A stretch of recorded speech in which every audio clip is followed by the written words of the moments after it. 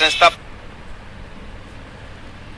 उनमें सब में प्रिंसिपल की पोस्ट हो जाएगी और सीनियर स्कूलों में वाइस प्रिंसिपल की पोस्ट हो जाएगी और सभी को इसका लाभ मिलेगा। व्याख्याताओं को भी बहुत बड़ा लाभ मिलेगा और जो प्रधानाध्यापक हैं 10वीं स्कूल के उनको तो सबको ही प्रमोशन के चांसेज मिल जाएंगे और डाइंग कैडर होने के कारण से फिर हमेशा हमेशा के लिए एक चैनल हो जाएगा कि जो भी सेकंड ग्रेड से आएगा वो व्याख्याता बनेगा, व्याख्याता बन के फिर वाइस प्रिंसिपल बनेगा और वाइस प्रिंसिपल बन के फिर प्रिंसिपल बनेगा।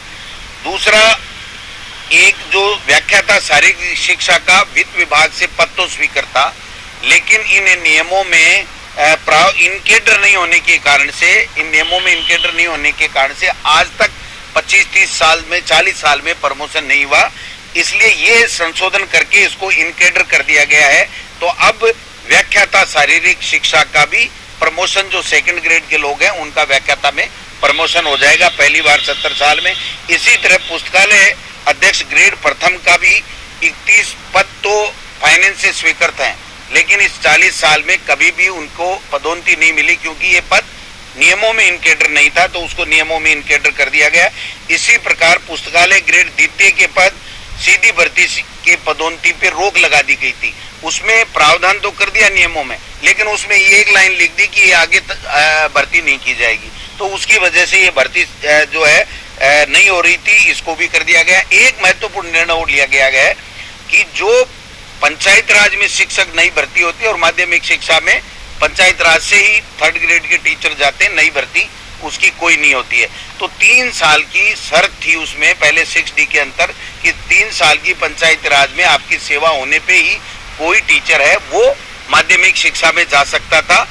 अब पंचायत राज का कार्मिक कभी भी माध्यमिक शिक्षा विभाग में या शिक्षा विभाग में जो शहर में एलिमेंट्री का जो विभाग है, एलिमेंट्री के स्कूल है, उसमें भी जा सकता है। तो जिससे माध्यमिक शिक्षा को 10वीं और 12वीं की स्कूल और शहर के जो तमाम स्कूल हैं जो शिक्षा विभाग के अधीन आते हैं 1 से लेकर के 12 तक के, उनमें टीचर्स बराबर मिलेंगे और अच्छे क्वालिटी के जो नए आने वाले टीचर हैं वो मिल जाएंगे। ये भी कर दिया गया है।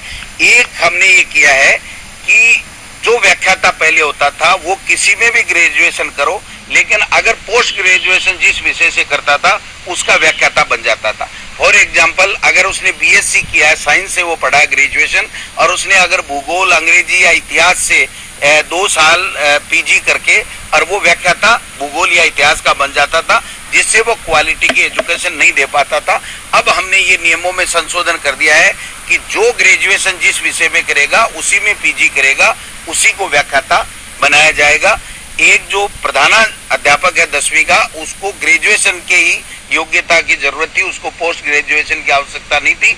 अब उसको जोड़ करके पोस्ट ग्रेजुएट कर दिया क्योंकि वो एक महत्वपूर्ण पद है और अब आगे चल करके वो वाइस प्रिंसिपल बनेगा, प्रिंसिपल बनेगा।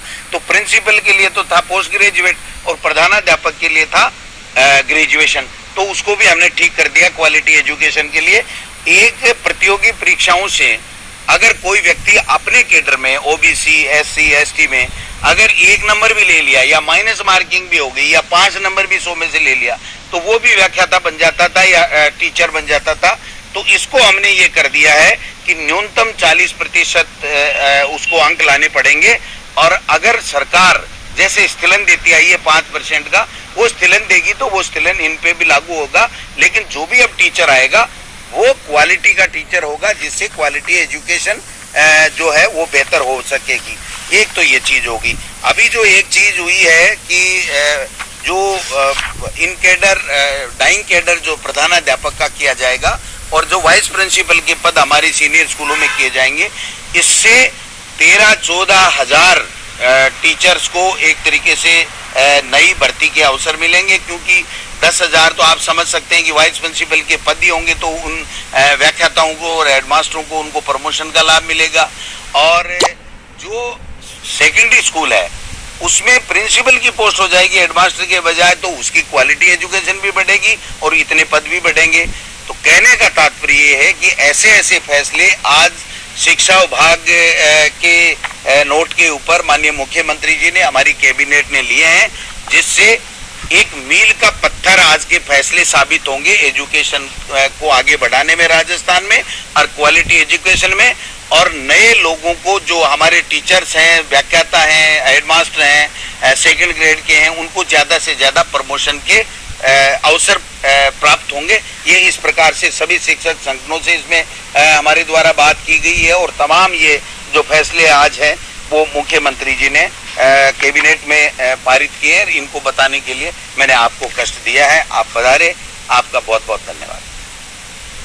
एक फैसला मैं और बता देता हूं कि माननीय मुख्यमंत्री अशोक गहलोत जी के नेतृत्व में यहाँ पर विधान परिषद के गठन का प्रस्ताव सर्वसम्मति से पारित किया था, लेकिन केंद्र की जल्दी से जल्दी हम वैक्सीनेशन कैसे कराएं इसको लेकर के चिंता व्यक्त की गई और भारत सरकार को एक चिट्ठी लिखने का जो है वो फैसला लिया गया है माननीय स्वास्थ्य मंत्री जी और मुख्यमंत्री जी की तरफ से कि मेहरबानी करके आप वैक्सीन दीजिए। हम लोग एक दिन में 15 लाख वैक्सीन लगा सकते हैं। आज हमारे पास में 70,000 के लगभग वैक्सीन है, कोई वैक्सीन आ नहीं रही है।